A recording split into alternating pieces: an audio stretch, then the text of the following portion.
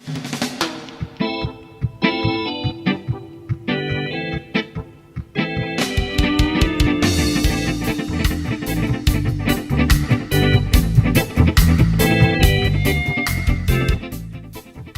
was Matthew Shinoda's idea for us to put together a new and selected poems. And in fact, he proposed that we should approach Copper Canyon Press to see if they'd be interested in publishing it. And fortunately, Michael Wiegers and the crew there were very interested in doing this. And I think when I look at the collection now, this new and selected poems, I think that what Matthew was interested in was to show the various ranges, the various dimensions and moods and tones that constitute this idea of the reggae aesthetic that I've developed over the years.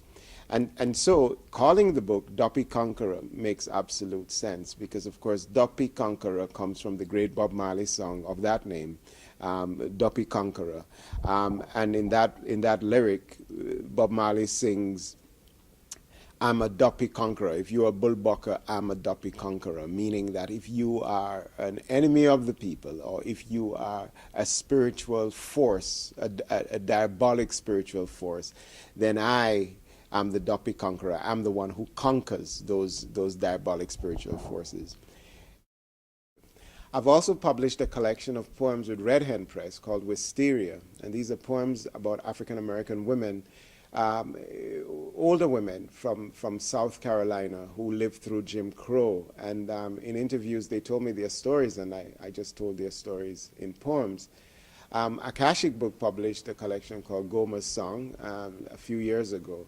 So they've been a presence of my work in the US, but the truth is that this collection, Duppy Conqueror, represents a wonderful gathering of all the work that I've published around a singular and interesting theme to be available in the US, and what better place for it to appear but Copper Canyon Press, who have done such amazing work as an independent publisher. I really believe that the poet's role is to face the world and to harness language in a way that would be able to capture that world and convey the beauty and the power and the mystery of that world to those who are listening.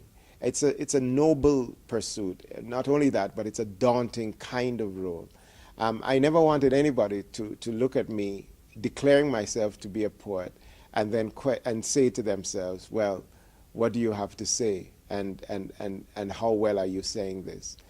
And I gained the confidence in simply the fact that I became a sort of a slave to the task of using language. Therefore, you will encounter me exploring the issues of coming of age and maturation in those early poems, in Progeny of Air, for instance.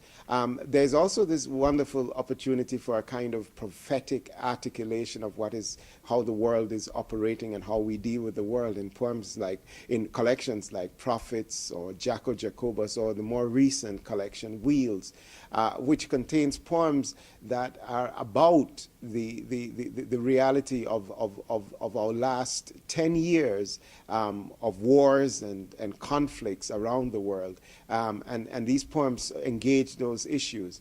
And yet they seek to find a kind of personal hope, a kind of peace through family, through the experience of memory, and through an engagement in the beauties, what Bob Marley calls the beauties of life.